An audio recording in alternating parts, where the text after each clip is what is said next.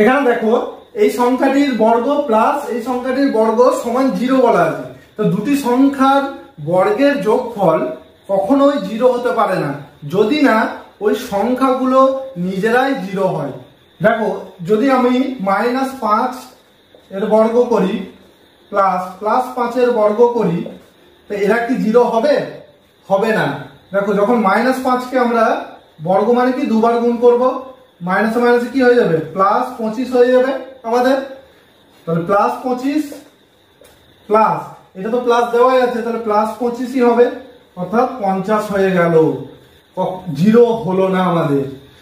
তো কখন 0 হবে?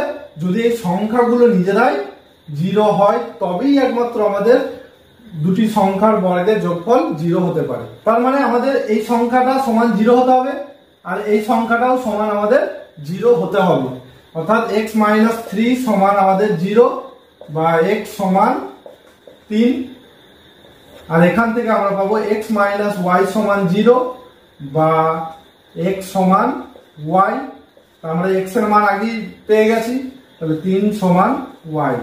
এই অপশনটি হবে আমাদের উত্তর। তোমরা যদি অঙ্কটি বুঝে থাকো তাহলে এই অঙ্কের উত্তর কত হবে আমাকে কমেন্ট করে জানাও।